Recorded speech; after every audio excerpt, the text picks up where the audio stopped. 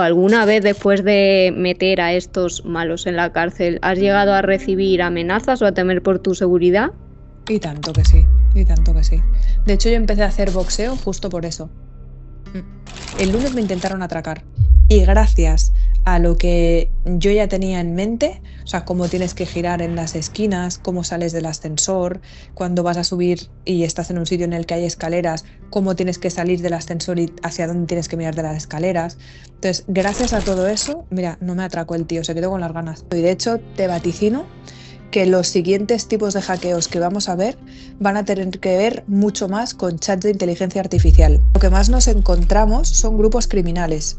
Los ataques dirigidos, muchas veces uno se puede imaginar un tío detrás de una pantalla, pero en realidad es una parte de una organización criminal y ese es el papel o esa es la función que tiene.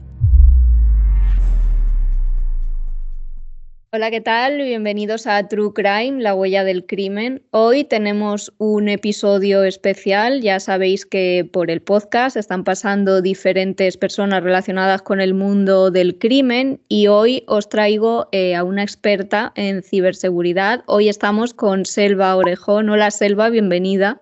¿Qué tal? Muy buenas tardes, muy bien. Es un placer tenerte aquí.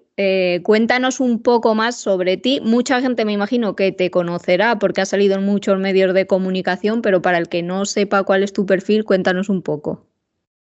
Pues yo soy una mujer de 43 años, catalana, que vive entre Barcelona y Las Palmas, que hace 18 años que tengo una empresa que se llama On Branding, que luego ya explicaremos un poquito más en detalle, pero principalmente lo que hacemos es el trabajo de obtención de información en fuentes abiertas, análisis de estas mismas informaciones y aportar inteligencia para empresas que normalmente son multinacionales o personajes públicos.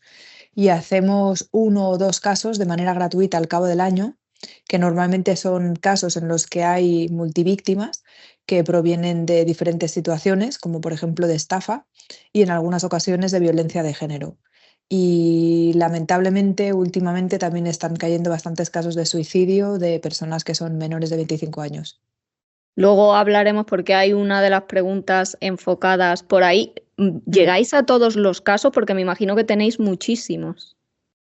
Bueno, nosotros escogemos mucho los casos con los que podemos ser de ayuda o no, porque somos una empresa que tenemos una infraestructura bastante grande, que tenemos que, pues evidentemente, ser rentables, con lo cual muchas veces los casos que nos llegan de solicitud de ayuda, pues no, no son de empresas o no son el tipo de clientes que nosotros podemos tener. Entonces, una de dos, o los derivamos o los pasamos directamente a canales que son institucionales, como podría ser INCIBE, por ejemplo, o ya directamente a cuerpos policiales, y si no, pues a personas que son de nuestra confianza, que son freelance y que sí que pueden dar servicio a casos que son más domésticos. Mm. Porque en vuestro caso, ¿quién os contrata? ¿Siempre parte de un particular, una empresa, o también os puede contratar, por ejemplo, la policía? Pues mira, a nosotros yo creo que merece la pena hacer la mención de cuál es el tipo de relación que tenemos con las fuerzas de cuerpos de seguridad del Estado, porque es muy estrecha y desde hace un montón de años. Lo primero de todo, tenemos diferentes tipos de prescriptores, vamos a decir, porque luego el cliente final sí que es una empresa o sí que es un personaje público, pero puede ser que nos venga por parte de representantes o por parte de agentes, de deportistas, o puede ser que vengan, por ejemplo, de bufetes de abogados. Puede ser que también vengan por parte de otros profesionales del sector que no tocan el tema reputacional como tal, que nosotros hacemos mucha gestión de crisis reputacional. Y también, bueno, yo no he buscado un cliente nunca y siempre lo que ha acabado pasando es que los clientes que ya llevan años trabajando con nosotros son los que acaban prescribiendo a otros posibles clientes nuestros servicios. Son los que nos conectan con los nuevos clientes, vaya. Como perito y experta en ciberseguridad, ¿cuáles son los casos que ahora mismo más os están llegando? Pues depende, porque, por ejemplo, por temas de ciberinteligencia, todo lo que se nos está pidiendo, el trabajo que se suele hacer diario, pues lo que más se nos está solicitando son en relación a la cambiante geopolítica, cómo les puede estar afectando en sus áreas de negocio. Entonces, tocamos muchísimos sectores, pero una de las cosas que más nos están pidiendo son esos informes diarios y mucho relacionado con alertas muy concretas que puedan estar pues, poniendo en una situación crítica, ¿no? Por ejemplo, ¿qué está pasando en África o qué está pasando en Latinoamérica que pueda estar impactando a las franquicias que tienen nuestros clientes allí? O si tienen que dotar de mayor o menor seguridad a las personas que están trabajando en esos países que están deslocalizados. Luego también nos entran muchos casos que tienen que ver con campañas de desprestigio. Entonces ahí tenemos que hacer todo el cálculo de la pérdida reputacional que se está teniendo como consecuencia de la campaña de desprestigio, pero también saber quién está detrás. Si es una organización, si es una empresa que está trabajando para un gobierno o al servicio de un gobierno, si es alguien que tiene pues una tirria especial con otra persona o si es a lo mejor un competidor. Entonces ahí todo ese trabajo de ciberinvestigación y de peritaje es una de las cosas que más nos piden. Y no te digo ya nada el tema de los hackeos, por ejemplo, en hackeos en redes sociales, especialmente TikTok e Instagram, pero también cada vez más cuentas de Google, que como algunos de los personajes públicos trabajan mucho con Google, concretamente con canales de YouTube, pues también, o con canales de Discord, o con canales también, por ejemplo, de otras plataformas, y últimamente se están empezando a ver más. Y esta semana concretamente, muchas de Instagram. ¿Y crees que ese fenómeno va a seguir a la alza? Sí, y tanto, cada vez a más, por supuesto. Y de hecho, te vaticino que los siguientes tipos de hackeos que vamos a ver van a tener que ver mucho más con chats de inteligencia artificial. Es decir, todo aquello que tenga que ver con cuentas, seguramente de Google y de Microsoft, que se han utilizado para poder entrar a diferentes chats de IA. Y claro, cómo de suculento sería poder acceder a cuál es todo el historial que ha tenido una persona o una empresa en búsquedas en inteligencia artificial, especialmente sabiendo que muchas de ellas comparten sin anonimizar muchísima documentación. Entonces, esto es lo siguiente que se va a venir y que va a ser muy gordo, seguro, ¿eh? O sea, vamos, me juego lo que queráis. Por el podcast pasó también hace poquito Bruno Pérez, que es Sí. también perito y bueno, trabaja con vosotros y Mm. hablábamos sobre estos temas y yo le decía que es que en realidad no somos conscientes de la cantidad de información que compartimos y creemos que eso queda en el olvido y no, todo ¿Qué queda. va? Mira, estaba hablando con Bruno antes de hablar contigo y estábamos, bueno, es que hablamos todos los días mucho y nos sorprende la cantidad de falta de privacidad que todavía hay a nivel empresarial, digo, porque a nivel personal, bueno, tú no tienes por qué tener conocimiento de privacidad si no te ha tocado alguna cosa cercana, ¿no? O quizá más en relación a ciberseguridad, pero desde el punto de vista empresarial, que es lo que más vemos, es una pasada. Es una auténtica pasada. Falta mucha formación dentro de las empresas y también falta mucho concienciación práctica, que las personas realmente vean en su día a día cuál sería el coste de perder esa privacidad, no solo para ellos mismos, sino también en consecuencia para su empresa. Porque claro, en el fondo las empresas están todas formadas por personas y si cada una de esas personas no está debidamente formada en su ámbito también personal, pues al final son unos eslabones súper débiles, muy, muy débiles. ¿Y quién hay detrás de estos casos? Me refiero, ¿es una organización criminal? ¿Es una persona que simplemente busca hacer daño al contrario? Pues la mayor parte de las veces te tendría que decir que lo que más nos encontramos son grupos criminales. Los ataques dirigidos muchas veces uno se puede imaginar un tío detrás de una pantalla, pero en realidad es una parte de una organización criminal y ese es el papel o esa es la función que tiene. Pero cuando estamos hablando, por ejemplo, y antes de entrar nos ha caído algo y estaba yo ahí dándole vueltas a la cabeza, esto cómo ha podido ser, em, un caso es que es muy tonto, pero hace tantos años que se sigue repitiendo, como por ejemplo son las estafas del CEO. Vale, una estafa del CEO no te la hace una persona. Normalmente es una organización criminal que su palo criminal son las estafas del CEO, igual que hay otras que se dedican a ransomware, como hay otras que se pueden dedicar a suplantación de identidad, otras que se dedican también, por ejemplo, a tratar y conseguir hackear cuentas de Instagram generalmente y poder explotarlas para hacer falsas inversiones en criptomoneda.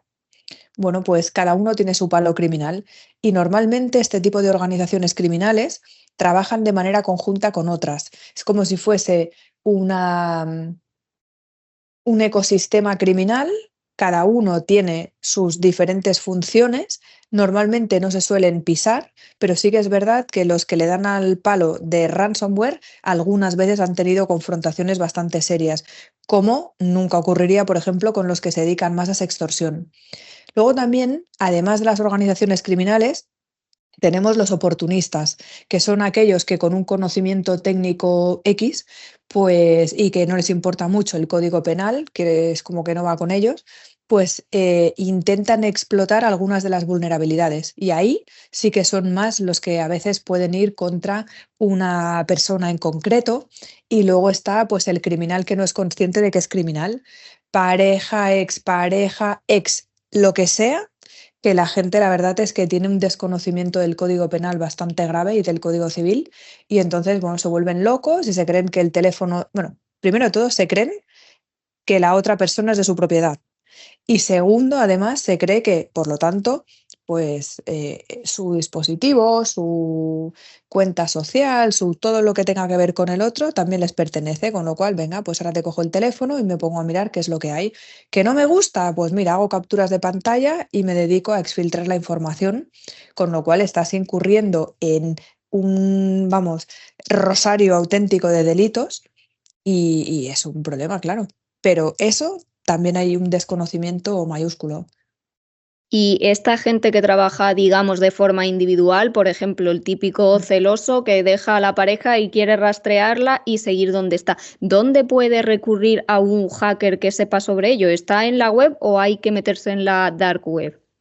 Pues mira, justo la semana pasada estábamos haciendo, ¿qué digo la semana pasada? Esta semana, es que se me ha pasado muy larga, estábamos haciendo una entrevista con una televisión, concretamente con la televisión valenciana, porque se están empezando a dar casos de situaciones que justamente después de un mal divorcio, si es que hay alguno que sea bueno, pues resulta que se están dedicando a meterse en la dark web, como el que se mete en Google, grasísimo error, y entonces están empezando a buscar, por ejemplo, servicios, no solo desde el punto de vista ciber, sino también, por ejemplo, de sicarios.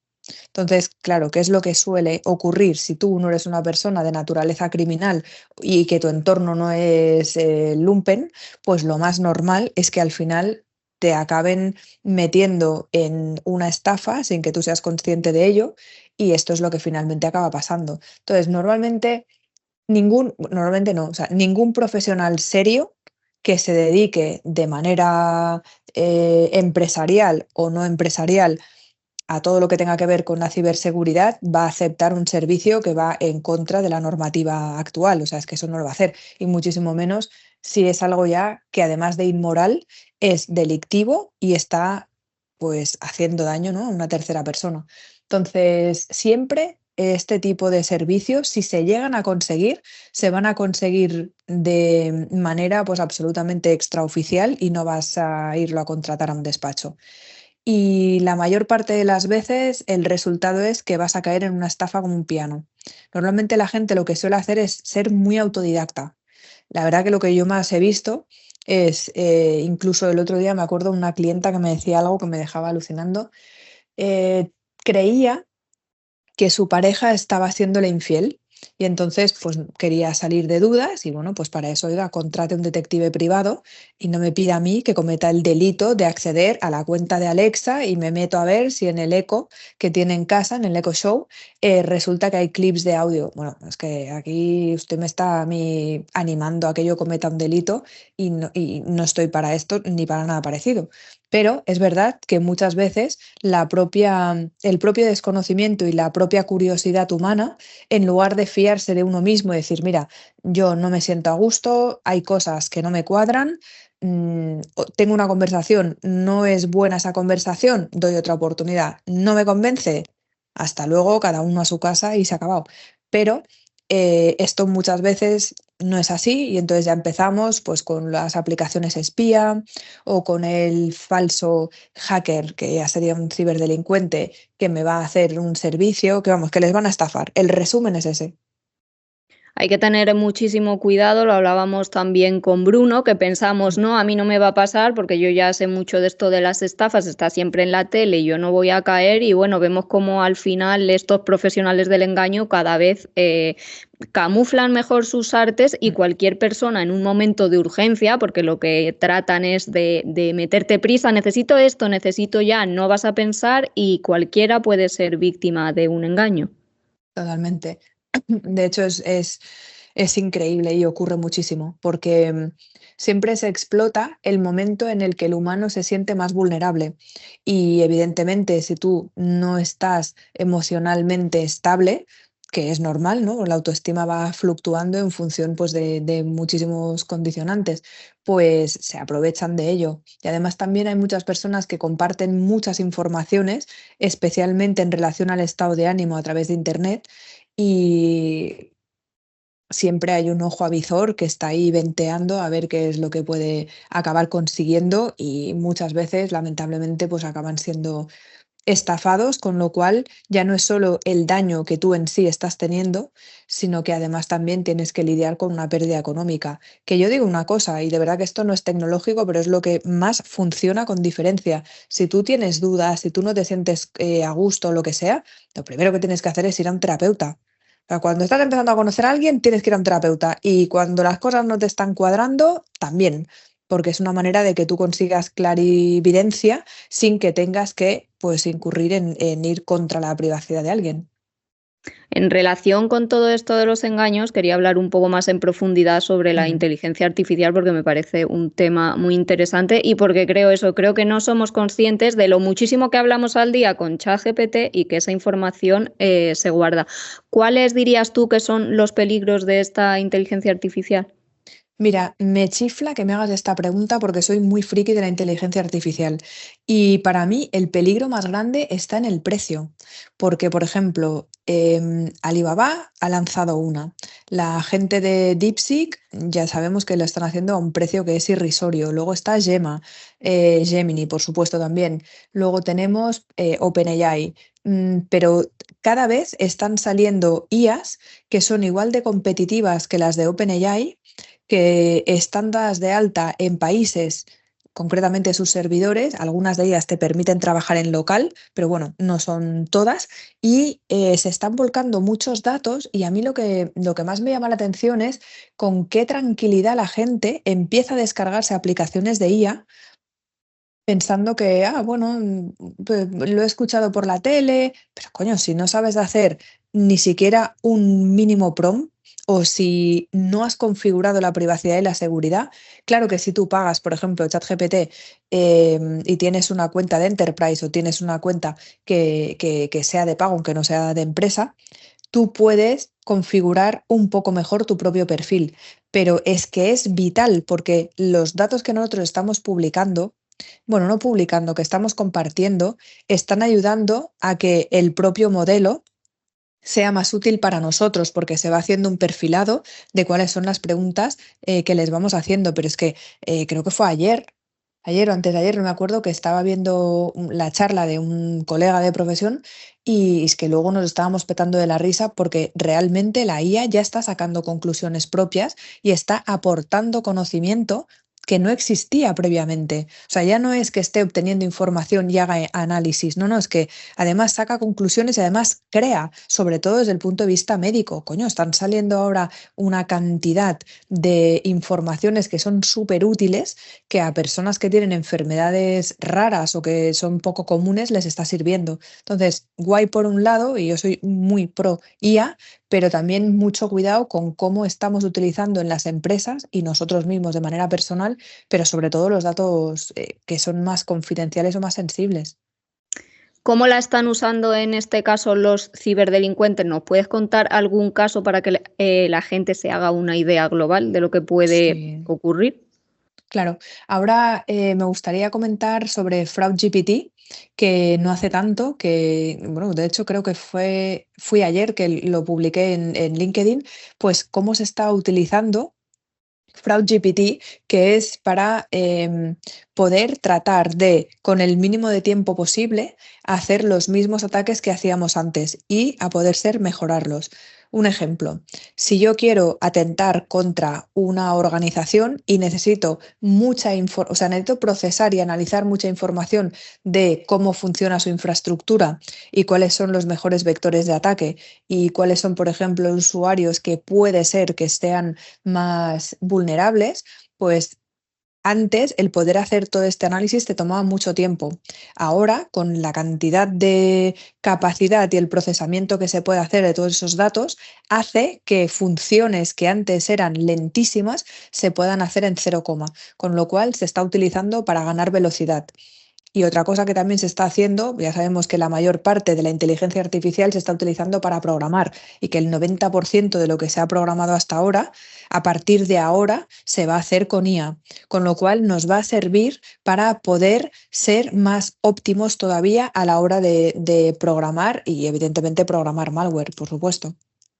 ¿Cómo crees que va a evolucionar la ciberdelincuencia con esta inteligencia artificial? Pues yo creo que si no se empiezan a poner ya un poquito serios desde el punto de vista legal, que no digo que no lo estén haciendo, pero sobre todo de la forma más ejecutiva, los deepfakes nos van a empezar a generar muchos problemas. Y hablo de nuestra experiencia, ¿eh? Cuando nosotros nos encontramos delante de un deepfake, que puede ser también que sea deep voice, y que, ojo, cuidado, que cada vez se están haciendo mejores y hay un montón de aplicaciones que utilizamos que tú les tienes entrenando, por ejemplo, 1,19 minutos y luego son capaces de poder hacer una réplica de un texto o un guión que tú les hayas pasado, incluso con el propio movimiento, con la cadencia a la hora de hablar, con los silencios, con el uso de muchas de las palabras que esa persona ya dice, pues yo creo que este es parte del camino que sí o sí estamos ya recorriendo y nos lo vamos a encontrar. Esta parte que decía de programación específica para malware, y también yo pienso que nos vamos a empezar a encontrar cada vez más situaciones de acoso. Y por supuesto, campañas de phishing fijo. En los casos de acoso me refiero a que si tú puedes montarte en cero coma una infraestructura de usuarios que cada uno tenga su avatar, su nombre, eres capaz de poder montarte todo un timeline de imágenes que se han generado a través de chats de inteligencia artificial. Pues vamos a ser mucho más capaces de poder ver campañas de acoso que van a costar más poder tratar de ver quién está detrás, sobre todo porque muchas de las aplicaciones de inteligencia artificial no tienen tratado internacional con España, con lo cual cuando haya una comisión rogatoria y se les esté solicitando información, no van a contestar. Entonces se van a quedar bastantes casos, yo creo que al principio de todo, bastante sin resolver. Eso es la sensación que yo tengo. El tema este de la inteligencia artificial es muy grave, como os ha dicho Selva, estos ciberdelincuentes simplemente con tener un minuto, unos segundos de tu voz son capaces de coger un guión y leerlo como si fueras tú y es muy difícil que la otra persona sepa que efectivamente que no eres tú, que te están suplantando. ¿Podrías contarnos algún caso que haya tenido consecuencias fatales para la víctima? Bueno, a ver, lamentablemente lo que comentaba antes sobre los suicidios tiene mucho que ver con eso, el acoso que han estado sufriendo en redes y el no control del contenido, pues ha acabado generando que esa persona no haya podido sostener más su situación y se ha acabado suicidando.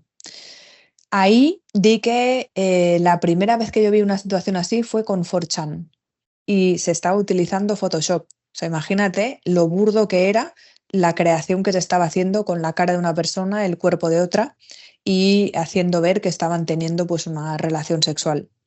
Esto empezó sobre el 2014-2015 y nosotros ya lo veíamos, que incluso lo subían mucho en algunos foros y nos preocupaba bastante Pues lo que estamos viendo ahora es lo mismo, pero mucho más difícil de poder ver que es burla.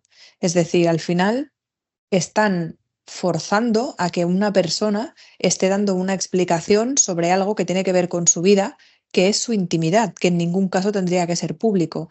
Bueno, pues lo que se está haciendo es alimentar muchas aplicaciones para que finalmente esto le acabe llevando a una situación que sea insostenible emocionalmente y se acaben suicidando. Y esto te estoy hablando de que no llevamos ni uno, ni dos, ni tres casos, llevamos casi 10.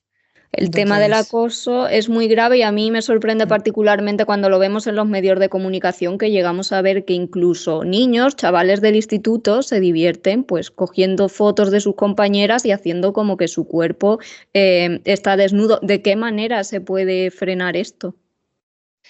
pues va a sonar muy atópico, pero es que estoy plenamente convencida de ello.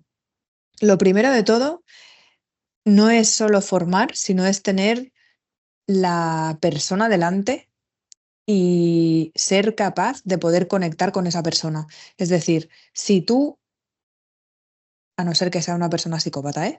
Pero si tú tienes una persona delante y estás viendo el daño que le has generado, a no ser que tengas un problema psicológico grave o un problema emocional de estar muy desconectado, tú no puedes aguantar el dolor que le estás generando a esa persona y lo primero que vas a hacer es morirte de vergüenza, pedirle perdón y arrepentirte muchísimo. Pues creo que nos estamos enfocando mucho en los agresores y nos estamos enfocando mucho en fíjate lo que hacen y el papel de la víctima debería de ser muy principal.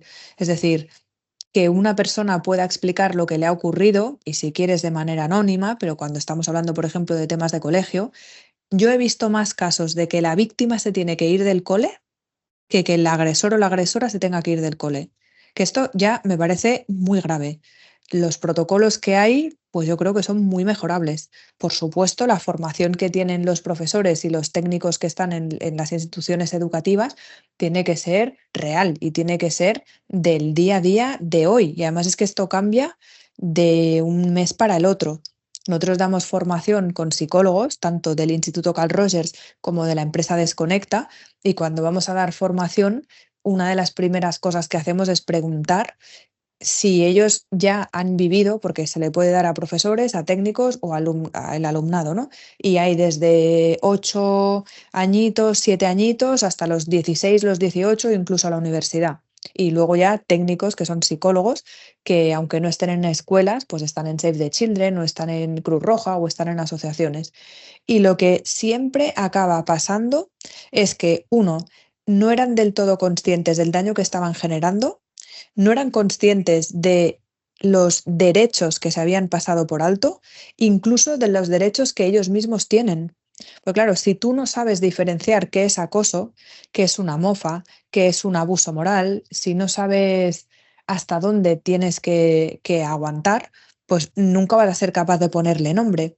Y luego también es una manera de levantar la conciencia de las otras personas que están en clase de, oye, esto está ocurriendo entre dos personas o resulta que aquí hay una convivencia y hay gente que está pasando por alto que eso está ocurriendo y a lo mejor tiene que levantar la mano y acercarse a un profesor o acercarse al tutor o incluso hablar en su casa y que su casa, como adultos que tendrían que ser, vayan a movilizar todo un protocolo. Pues yo creo que esto es uno de los principales cambios que debería de haber. Sobre todo hablarlo, hablarlo, hablarlo, hablarlo, hablarlo. Nosotros en las cenas, si ocurre algo, venga, vamos a hablarlo. Eso de que la persona se sienta aislada es una putada muy grande, pero es que es el papel principal que va a tener una víctima. Se va a sentir aislada, se va a sentir culpable, se va a sentir con una vergüenza increíble. Pues nada, hombre, ponerlo encima de la mesa. Y otra cosa que yo creo que es muy importante es llamar a la puerta de las plataformas sociales y empezar a pedir explicaciones. ¿Qué es eso de que estén aquí monetizando nuestros datos lo más grande y que no estén teniendo las responsabilidades ni las acciones que deberían de tomar? No, no, perdona. Señor de Meta, señor de TikTok, señor de X, resulta que si usted está llenándose los bolsillos a base de publicidad, que encima resulta que muchas de esas publicidades son fraudulentas, como los social ads que se dedican a hacer clickbait de mofa, por ejemplo, o de un falso arresto, de una falsa detención de un personaje público. Hombre, no estamos utilizando la inteligencia artificial para llenar los bolsillos y no la estamos utilizando para prever situaciones de acoso, pues entonces podemos empezar a plantearnos el uso que hacemos de las plataformas sociales, pues exigir responsabilidades que se depuren y multar lo más grande, porque es lamentablemente el único idioma que entienden, la pasta. Es así. ¿Vosotros os habéis encontrado con muchos casos de bullying específico en niños? Muchísimos, muchísimos. Mira, te digo que si no estoy contando mal, de los últimos 2 años debemos llevar 8 casos de suicidio, todos por instigación y por acoso previo en redes sociales, y todos menores de 25 años, el más chiquitillo de 10. Eso es Es muy que gordo, ¿eh? es horrible, es Es muy horrible. gordo. Te diré más. Tengo la grandísima suerte de poder estar cerca de la Consejería de Educación. Lo que a nosotros nos trasladan se te pone la piel de gallina, porque la salud mental de adolescentes y de infancia es el hermano pobre de la salud mental. Y la salud mental es el hermano pobre de, digamos que, de la salud, si la quieres llamar, física. Entonces, hay muchas familias que no pueden pagar lo que les costaría el tratamiento de una persona. Hostia, lo tendría que estar pagando Meta, perdone. Si usted está dejando que una persona que tiene 12 años se esté conectando o un niño de 8 años esté en TikTok, ¿me está diciendo que la inteligencia artificial no es capaz de poder detectar que ese perfil es de un menor? Que también, evidentemente, la responsabilidad de los adultos que están al cargo de esos niños. A mí no se me ocurriría tener una niña o un niño de 7 años en mi casa y que tenga tarifa plana de internet y un móvil que cuesta más que el mío y acceso a redes sociales. Hombre, cada uno que asuma su responsabilidad y luego pasan cosas, claro. Es horrible. Yo creo que de verdad no se habla lo suficiente de las cosas que pasan. Vemos Mm, una noticia aislada, un niño, porque como de los suicidios ya de por sí no se habla, cuando encima hay un menor de por medio, se sí, habla menos. Pero es que el caso es muy grave. Hemos visto sí, casos sí. como el de Kira, hemos visto muchísimos últimamente en las noticias y pues te da la sensación de que no se está haciendo suficiente. Mm. La única, unos echan la culpa a otros y al final el perjudicado es la víctima.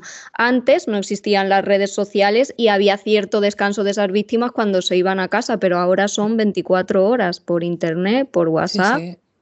Mira, eso a mí además me toca muy especialmente porque en casa tenemos 3 menores y a mí me alucina mucho cosas que me explican, pero también yo hablo con muchos policías, pero es que hay criaturas que se están tirando literalmente de edificios por cuestiones de desamor.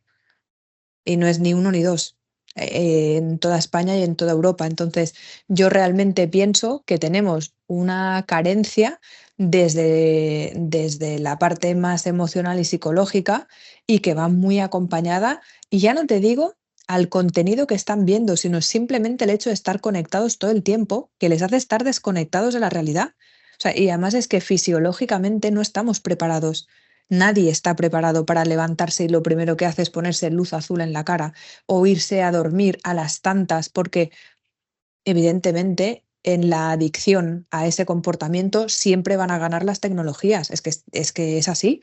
Y claro, no te digo nada, intentar mantener la atención de un adolescente si contra quien estás compitiendo es contra algo que está basado en la gamificación. Es que vas a perder, a no ser que ya sea casi impositivo de, mira, cuando se está cenando, el teléfono en otro lado, vamos a hablar, que tienes a 2 personas aquí delante. O yo qué sé, es que esto además lo vi en un IKEA y me quedé flipando. Había una niña de 3 añitos que estaba con una de estas pizarras, bueno, una sillita muy pequeña con una de estas pizarras y hacía así en la pizarra. O sea, no estaba para pintar, sino que hacía así como diciendo, ¿pero qué pasa? ¿Que no hay actividad en la pizarra o esto de qué va? Y hay un montón de niños en carritos que van con el móvil aquí pegado. Es que de verdad, ¿eh? Se nos ha ido el tino. Sí, no nos damos cuenta de la importancia de la realidad, que está muy bien y es un Mm. avance, pero bueno, no hay que perder el foco de que la vida real es lo otro.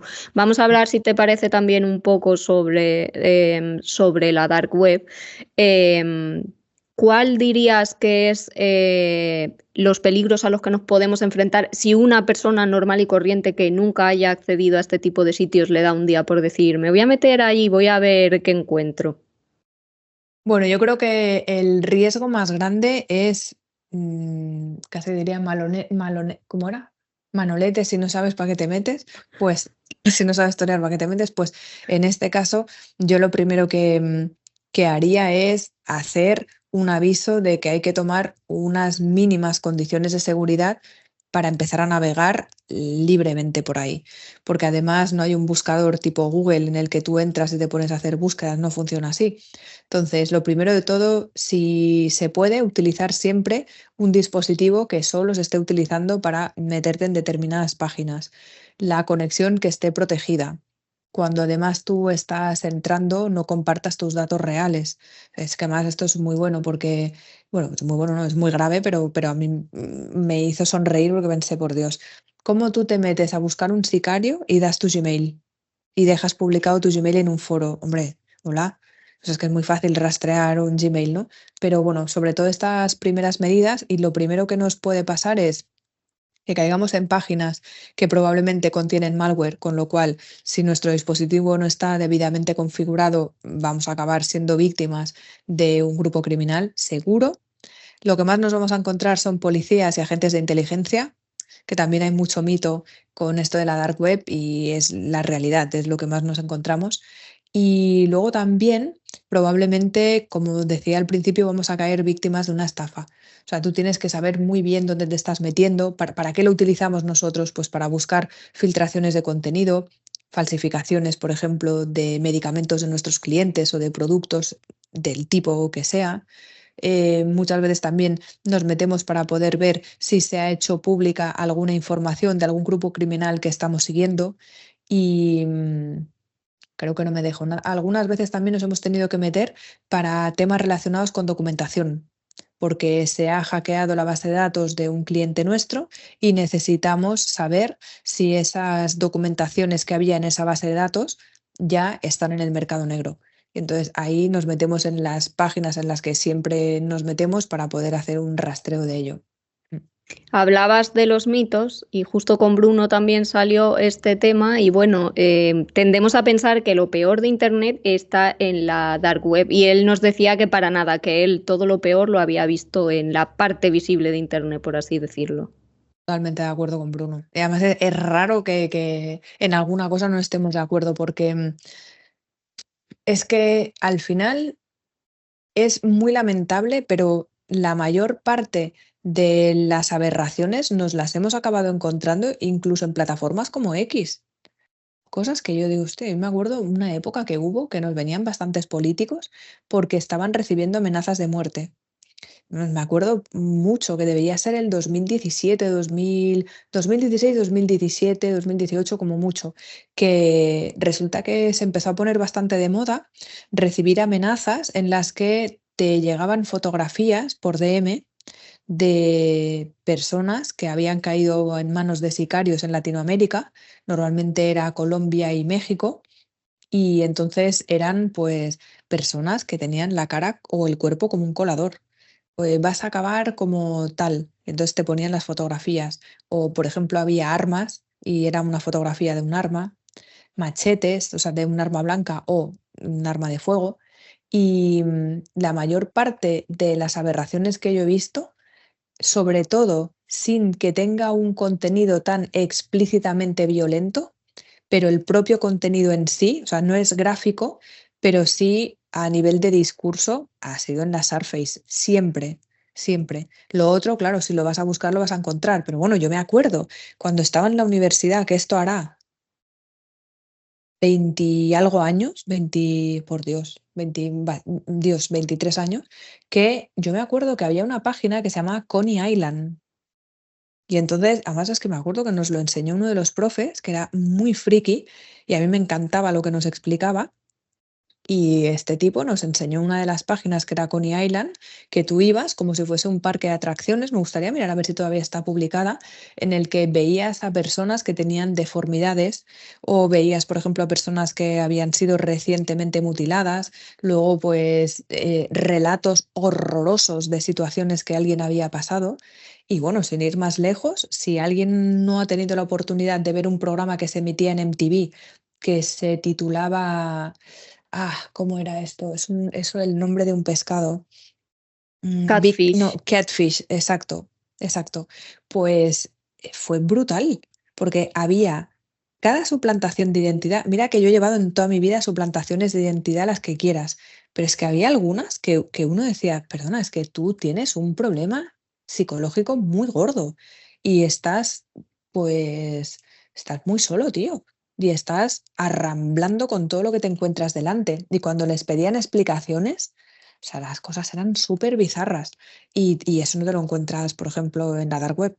Te vas a encontrar, sí, documentación falsa, te vas a encontrar intentos de ventas de armas, que también la gente intenta comprar un arma y que se cree que cuando llega al puerto a aduanas no le va a decir, pero ¿usted dónde va? Pero bueno, siempre se intenta. Sí, en las redes sociales, ¿no? No tenemos que irnos muy lejos. Hemos visto gente que incluso ha grabado los atentados que ha cometido y los ha emitido en directo. De hecho, una Sí. crítica que tienen muchos trabajadores, los moderadores de contenido de Facebook, muchísimos necesitan terapia por las cosas tan fuertes que han llegado a ver, ¿no? Y sorprende que en el mundo en el que vivimos no se tenga un poco más de cuidado con estos temas. Totalmente. Mira, tuve una conversación esta semana con el director de una empresa de moderación de contenido y ahí discrepé un poco, ¿eh? Con el resto de lo que estuvimos hablando, fenomenal, pero ahí decía, hombre, pero es que la gente ya sabe dónde va. Y yo creo que sí, pero que no. O sea, realmente no sabes dónde vas. Tú te puedes imaginar que vas a ver vídeos de decapitaciones, pero es que esto, si tú no te disocias, eres incapaz de poder trabajar en un sitio así y nadie puede estar disociado toda su vida. Bueno, o sí, pero no es muy aconsejable. Cuando, por ejemplo, y además, bueno, antes no he comentado la relación que tengo con Fuerzas y Cuerpos de Seguridad del Estado, pero es súper estrecha y somos profesores en la Escuela de Policía, por ejemplo, de Mollet, en Barcelona. Hemos estado dando formación para policía local, guardia urbana, Mossos d'Esquadra, participamos en el Cyberwall, también evidentemente en Guardia Civil, también hemos dado clases al ejército y no solo en España, sino fuera de España. Y todos, en su medida, porque normalmente son las unidades ciber, tienen que tener deberían de tener una preparación psicológica y un apoyo psicológico, que no lo tienen, ¿eh? La mayoría, a no ser que sea de manera privada, no lo tienen. Pero los años de experiencia sí que les han ido dando la posibilidad de poder hacer esa especie de, yo te diría como de vía de escape, ¿no? Incluso se utiliza mucho el humor negro, porque es que si no, no hay quien lo aguante. Es que no lo aguantas. Al final hombre, no te estás riendo, evidentemente, de una persona que acaba de fallecer, ni de alguien que tiene una situación muy crítica, pero o haces algo de pequeño humor en determinadas situaciones o no lo aguantas. Pero claro, si tú coges a alguien y te pones a hacer que modere contenido, que no puede hablar con las personas que tiene a su alrededor, que tiene X minutos para levantarse de la silla y ir a tomar un vaso de agua, a hacer su pis o fumarse lo que tenga que fumarse y volver o tomarse un café. Eso no hay cuerpo que lo aguante ni mente que lo aguante. Entonces, claro que solo duran 11 meses. Pues muchos me parecen. Yo creo que no aguantaría literalmente ni un día, porque soy muy sensible y mira que he visto cosas en mi vida. Pero para mí, las cosas que más me han afectado desde el punto de vista gráfico fue cuando la época de Dorian Gray, no, de Dorian Gray, no, de el diario de Gray, ¿no? Sí, el diario de Gray. Yo me acuerdo que hubo una época en la que nos reportaban algunas personas que habían caído manos de alguna persona que decía que hacía BDSM y lo que estaba haciendo era un maltrato físico horroroso. Claro, yo ver según qué imágenes, pues sinceramente cuando me iba a dormir no podía dormir. Decía, joder, es que no puedo dormir, no me puedo sacar de encima esa imagen. Y eran agresiones físicas que luego la persona había estado sentada delante de mí y hablando con ella y tal. Pues hombre, ver cómo están maltratando a niños o abusando de niños, yo no me lo quiero ni imaginar. Y eso la IA lo podría estar haciendo, la verdad. Mm. Y a nivel legal, ¿cómo es posible que se sostenga que exista este mundo en el que se puede publicar absolutamente de todo o que exista mismo la dark web, esta parte de Internet en la que podemos acceder a comprar armas o a intentar contratar un sicario? Mm. Pues mira que soy optimista, ¿eh? Pero es que no vamos a acabar nunca con el mal.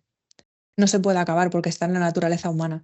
Entonces, al final, yo quiero pensar que las sociedades cada vez vamos a ser más evolucionadas en unos ámbitos y menos evolucionadas en otras. Entonces, no soy yo muy partidaria de legislarlo todo, pero sí que creo que legislación y un poder ejecutivo que pueda meter mano para eliminar determinadas em, informaciones estaría bien. Ahora, dicho esto, claro, también empezamos con la opinión, por ejemplo, que yo escucho a algunos profesionales de, hombre, pues mejor será que el propio usuario sea el que pueda decidir lo que quiere ver. Hombre, no sé hasta qué punto tiene que ser así, porque si no somos capaces de poder determinar si el que está delante de ese contenido es un menor, no sé cuánto le va a aportar a ese menor ver cómo están decapitando a alguien. Entonces es complicado, es muy complicado, pero yo creo que se tiene que empezar ya a poner las pilas contra las plataformas sociales. Y mira, fíjate que en Estados Unidos parece que vayamos en contra. Y Meta va un poco en cada país en función de cómo sopla el viento. En Estados Unidos, ahora que hay una corriente de menos moderación, pues Meta ya ha dicho, hostia, vamos a quitar la moderación de contenido, pero cuando llegan a Europa dice, no, no, vamos a poner todas las medidas que sean pertinentes. Bueno, es que yo soy capitalista, pero tengo que reconocer que aquí las cosas se están haciendo mal en este ámbito. Sí, desde luego algo se está haciendo mal cuando lo vemos pues a diario. Bueno, hablabas Mm, antes de la relación que tienes tú con las autoridades y mm. yo te quería preguntar cómo enseñas tú a las, pues bueno, en este caso a los agentes pues a perseguir a estos ciberdelincuentes que se esconden detrás de un ordenador. Pues hace un montón de años empezamos a trabajar, primero de todo, con la Unidad de Delitos Tecnológicos de Mossos d'Esquadra.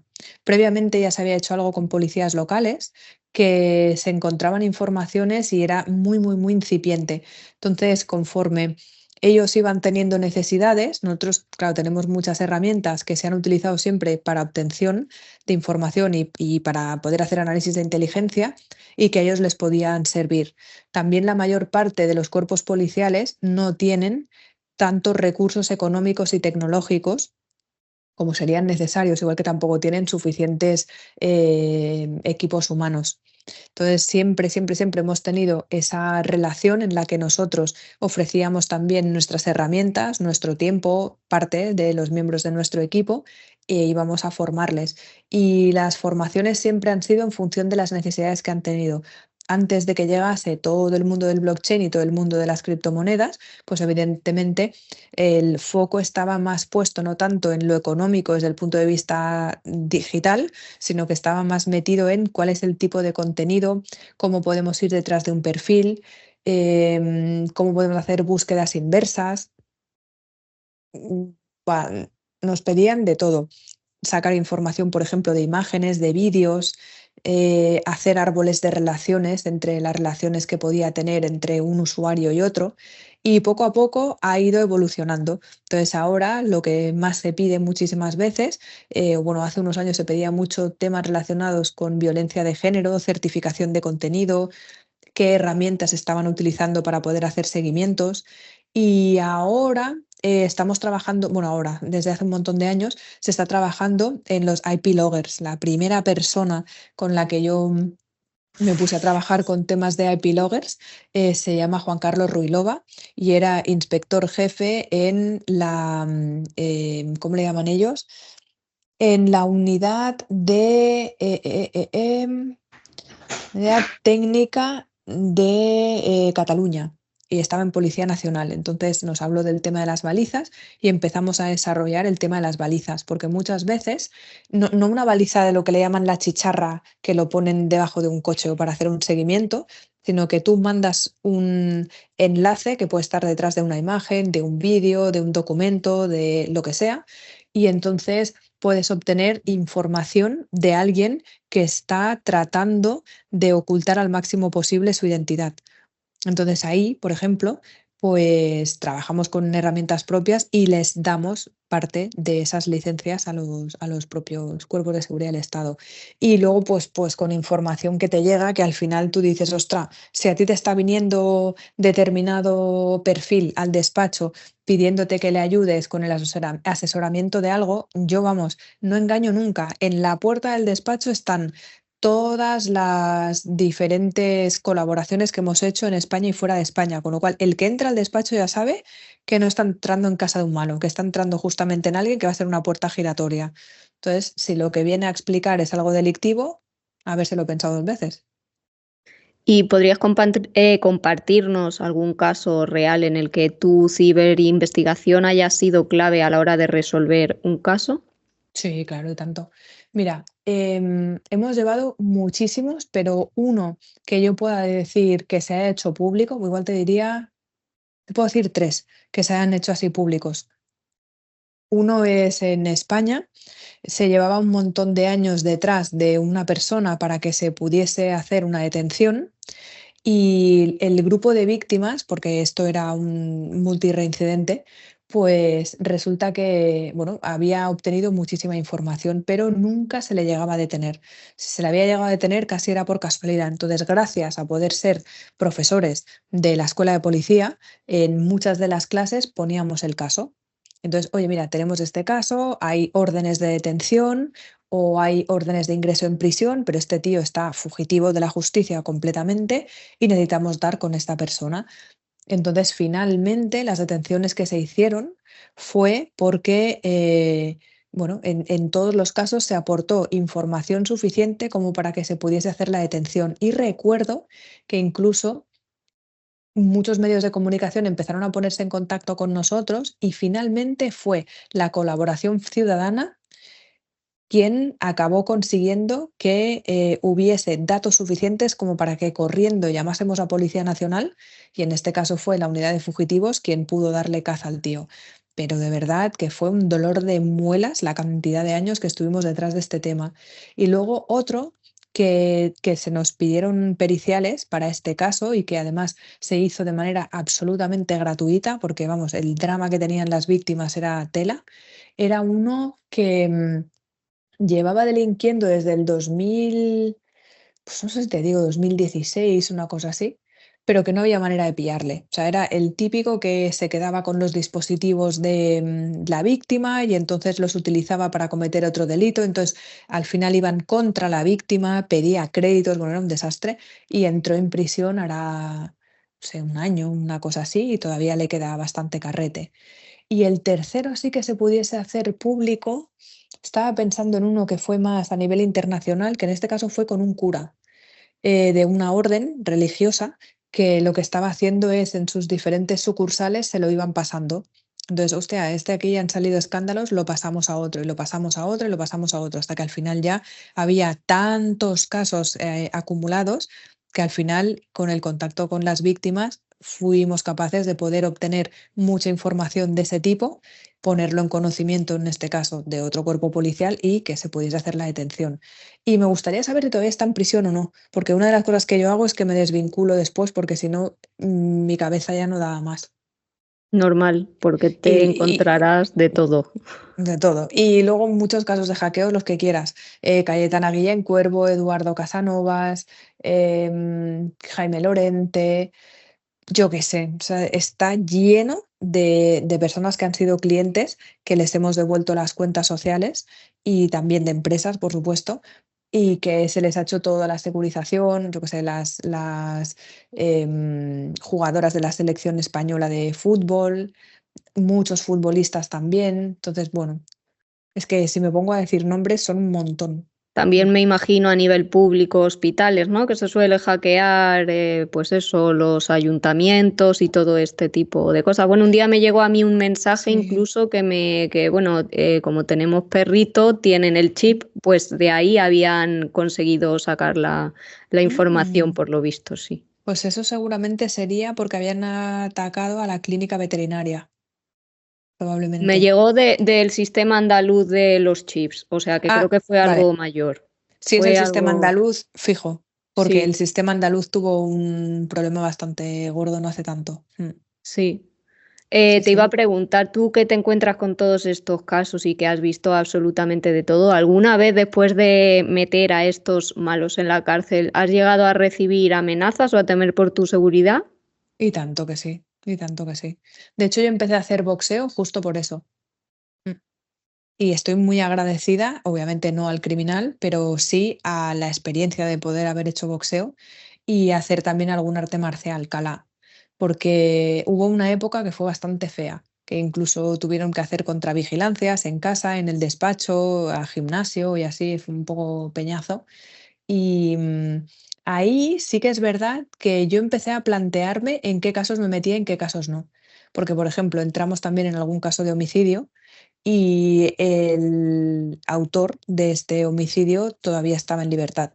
Entonces, claro, se presentan las periciales, tú puedes aportar mucha información, pero esa persona está, y además lo sabemos, en la misma ciudad en la que yo estaba. Entonces ahí yo ya empecé hablaba también con familiares míos, hablaba con amigos, y yo antes iba muy, como le llaman, a pecho descubierto. Era bueno, tal, pues ahora no tengo nunca un día igual a otro. Ya he hecho cursos, por ejemplo, de conducción, cómo tienes que, cuando vas, mira, me pasó el otro día, fíjate que me pasó el lunes. El lunes me intentaron atracar y gracias a lo que yo ya tenía en mente, o sea, cómo tienes que girar en las esquinas, cómo sales del ascensor, cuando vas a subir y estás en un sitio en el que hay escaleras, cómo tienes que salir del ascensor y hacia dónde tienes que mirar de las escaleras. Entonces, gracias a todo eso, mira, no me atracó el tío, se quedó con las ganas, pero ahí yo pensé, bueno, de lo malo, y obviamente siempre te puede pasar de todo, igual que en Internet, pero estos skills que uno va cogiendo, pues entrar y salir del coche siempre rápido, no estar mucho tiempo, quedarte con la gente, cuando, yo qué sé, llegas a un semáforo, pues nunca ponerte el primero, sino siempre un poquito más atrás y que los demás estén delante, que tú tengas visibilidad, truquillos. Increíble lo que nos cuentas. Por lo menos sabías de dónde venían esas amenazas y Sí. pudieron condenar a esta persona por ello. A uno de ellos sí, y conseguimos una orden de no comunicación y de alejamiento, em, que duró 6 meses y el día, además me acuerdo que mi vida estaba en un centro comercial en Zaragoza y recibí una llamada. Y te lo juro que cuando estaba viendo el número oculto dije, este mamón que está otra vez, claro, 6 meses, ya han pasado, 6 meses un día. Entonces lo vi, escuché y dije, ya está otra vez. Llamé a la abogada y le dije, tía, otra vez estamos con lo mismo. Habló con su abogado y ya se lo hicieron saber. Pero este fue muy pesado, ¿eh? Pero muy pesado. Se fue, y venga, una denuncia y otra denuncia, ampliación de denuncia, 3 ampliaciones de denuncia. Y sí, saberlo te da tranquilidad, pero también es verdad que, hombre, este trabajo, pues hombre, igual no es lo mismo que, yo qué sé, que otro trabajo. Es verdad que estás tratando con personas normalmente que han sido víctimas de personas que no les quieren nada bueno, por lo que sea, ¿eh? Por enemistades, por lo que sea. Pero claro, tratas con personas que los límites de los demás y de los propios no los tienen claros. Entonces ya tienes que partir de la base de eso. También te digo que tenemos terapeuta, o sea, yo tengo mi terapeuta, en la empresa tenemos terapeuta que siempre pueden ir y cuando quieran y bueno, hacer un poco de vida sana mental. Desde aquí siempre apoyamos el tema de la salud mental, que es muy importante y está muy descuidada, sobre todo en trabajos pues como los vuestros, como los perfiles Mm. que estáis pasando por aquí. Por último, ya con esto te dejo, Selva. ¿A quién te gustaría ver sentado en el podcast, en el sitio en el que tú estás? Mm. Hostia, tengo varios candidatos, ¿eh? A Cristina López Tárrida. Sí, ¿Quién es? creo Dinos un poco que, sobre ella. pues mira, Cristina es analista de inteligencia, pero está especializada en geopolítica digital. Y yo creo que por la parte de su análisis de psicología es muy buena, o sea, es brutal, es muy, muy buena. Y además también por su, ¿cómo te diría yo? Por su vertiente más humanista. Me gusta esa mezcla. Que te podría decir muchos que son más técnicos, pero yo creo que nos falta un poquito más esa versión humanista. Pues intentaré contactar con ella a ver si se quiere pasar por el podcast y pues eso, sobre todo que la gente sepa vuestro trabajo, la importancia de lo que hacéis, porque muchas veces estáis en la sombra y no nos damos cuenta pues que detrás de ese mundo de hacker que a lo mejor tanto nos llama la atención a algunos, pues está este tipo de perfiles luchando para que gane el bien. Sí, Muchísimas gracias, Selva, por haberte pasado por aquí. Ha sido un honor, un placer. Podría estar aquí horas hablando contigo. pues a ti, Cristina. Y lo dicho, esta es tu casa. Si quieres volver a pasarte por aquí, tienes las puertas abiertas. Y nada, muchísimas gracias también a los oyentes por estar ahí. Gracias. Muchas gracias.